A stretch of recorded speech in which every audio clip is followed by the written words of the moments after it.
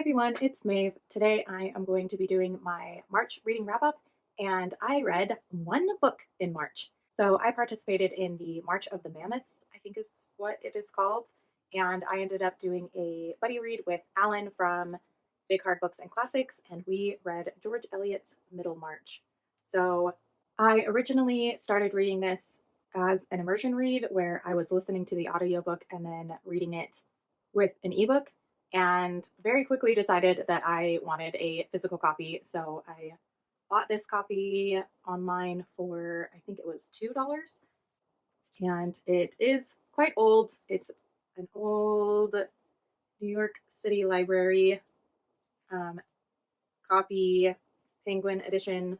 It does have some annotations in it, but I don't mind at all because I plan to reread this and annotate it myself. This will probably be my second book that I ever annotate because there was just so much that I wanted to mark down and I wanted to talk about. So I'm glad that I read this as a buddy read. It was so much fun talking to Ellen and discussing our thoughts on different characters and different quotes we were coming across and different situations that the characters are getting themselves in. So this book follows three main couples and this town of Middlemarch where there are all sorts of politics. Everybody knows everybody else. And some people aren't as good as they pretend to be. And you really see the struggles between family and spouses and really expectations that people have. I really enjoyed this book, even though it was so long. It feels weird to be okay only reading one book in a month because I usually read, even when I like slow down my reading, I usually read at least four books. But this book was so engaging, and my copy is 896 pages. So I don't mind that it took me all month to finish it. So, because I don't feel like I could do this book justice in trying to summarize it myself, which I just tried to do, I'm going to read a little bit of the blurb off the back. It says, "This magnificent work, in which George Eliot paints a luminous and spacious landscape of life in a provincial town. With sure and subtle touch, she draws together the links of the rural network.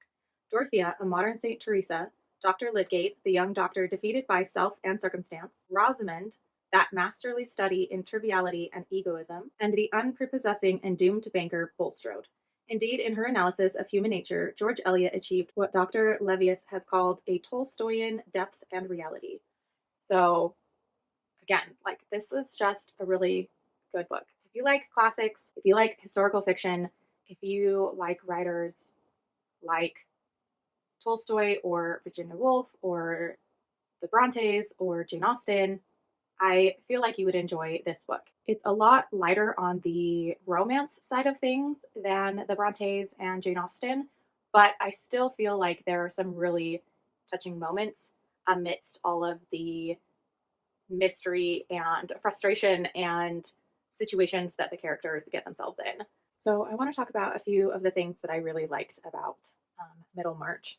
One of those things is that every chapter starts with a quote from a famous book or poem or scripture. She has quotes from Cervantes and William Shakespeare, and some of the quotes don't have any indication of where they came from, but I really liked that she had these quotes that lead you into the chapter and kind of give you a glimpse into what is going to be happening in the chapter ahead. I also really enjoyed how different all of her characters are. There are three main female characters, and they're all like vastly different. I also loved that the majority of the side characters were also quite important and come up numerous times and really affect the story and the characters as well. I wanted to share one of my favorite quotes from the book, and this quote comes from chapter 2, so I knew really early on that I was going to like this. But the main character of the book is named Dorothea, and most of the book follows her or the people surrounding her.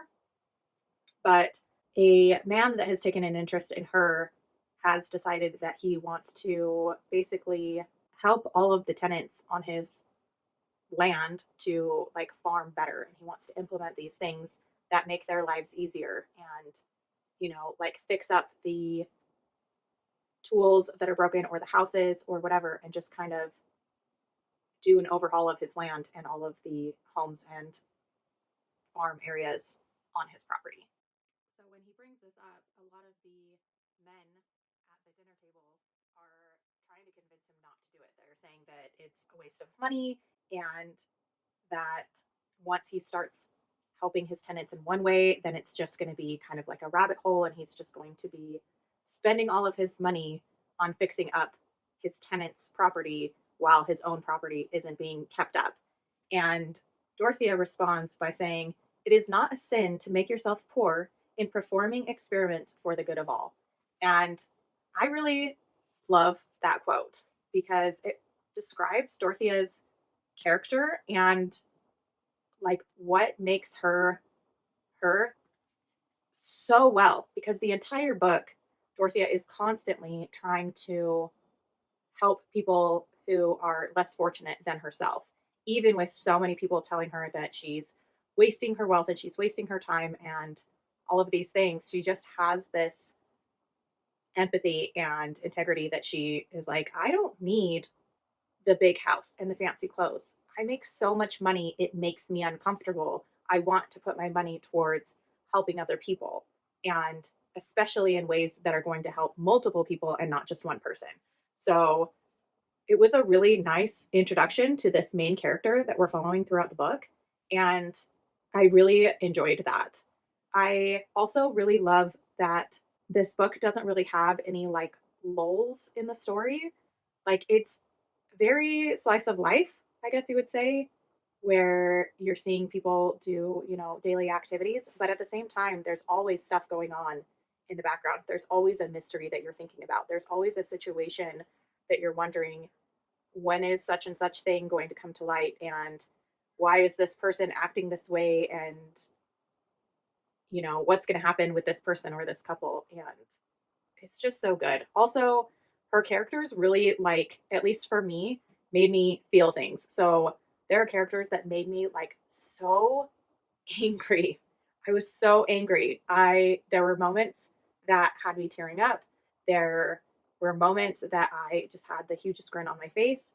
I think I only have really two complaints about this. One is that in the first chapter, we're introduced to Dorothea's younger sister, Celia, and she doesn't show up hardly at all in this book. And I really wanted more of her. And my second complaint isn't that much of a complaint because I think it's kind of a positive. But this book had so many words and terms and references that I just did not get. And so I feel like that slowed down my reading. At the same time, I love learning new things. And so, yes, it slowed down my reading and it can be a complaint. And I do want people to be aware of that. At the same time, I kind of loved it because I was learning so much. I'm going to have a lot more vocabulary that I probably won't use in everyday life, but at least I know what it means now or what it's in reference to. So, yes, I highly recommend this book. I gave it a 4.75 stars, mostly because I wanted more of Celia, and I felt like the end of this book was a little too wrapped up in a bow. But I do really enjoy this. This is going to be my annotated copy, and I actually, because whenever I find a classic that I really like, I always want to get the pretty edition.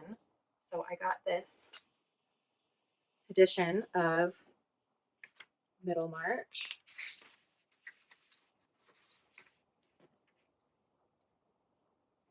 from 1889. And the person who sold this to me also sent me more of George Eliot's works in these beautiful copies. So I definitely will be reading more George Eliot. I was already planning to before I bought these copies. But the seller also sent me three other vintage books, but I'd never heard of them. And when I looked them up, they didn't seem that interesting. And so I have since passed them on to someone else. But I kind of wanted to talk about just the fact that I only read one book this month. I feel like we can kind of put a lot of pressure on ourselves to read more and more and more, to read more books and more pages, to have those high numbers of books read and pages read, and to read the like new thing and the new favorite. And I think that sometimes it's hard to push back on that and really feel like having a slower reading or reading books that aren't as popular or reading less pages can make you feel less than. And I think that a big part of that is, again, because of the algorithm. The algorithm goes after the very, clickbaity titles, what books are popular, what kind of reviews are popular, what kind of negativity is popular, or whatever, and it rewards that. And so when you read slower or less, that it can really affect your channel and your growth and your subscriptions and that. And so I do feel like it affects us, whether we want it to or not. At the same time, I had the best time just focusing on one book last month, reading slowly, really getting everything out of the book that I possibly could. Doing a buddy read as well was awesome, especially with someone who was willing to go at my pace. We stayed at the same pace all month, and it wasn't like, oh, we have to rush through this book. We had even talked about if we didn't finish it in March that we would just continue reading it in April, and that was really nice. But I think what I'm trying to say is I know that it's hard. It's hard for me too to slow down to read the things that you want to read, even if they're not the popular thing, or to read less, or to skip out on books that are really popular. But even if you don't have as many subscribers or you don't get as many views, the right people will find your channel, and the right people will stick around, and the right people will become your community on BookTube. And so just be genuine to yourself. I don't think that there's anything wrong with talking about the things that you don't like, whether that's a book that you don't like, a movie you don't like, or even some content that you don't like. That's okay. We don't have to be happy and rainbows and butterflies and only talking about positive things all the time. I think having a generally positive outlook is great, but confronting the things that aren't so great is actually helpful as well, because it makes other people not feel like they're alone in their feelings of frustration or discontent. Anyways, thanks for watching this video. How would you feel if you had only read one book last month or this month? Let me know in the comments down below, and I will see you all in my next video.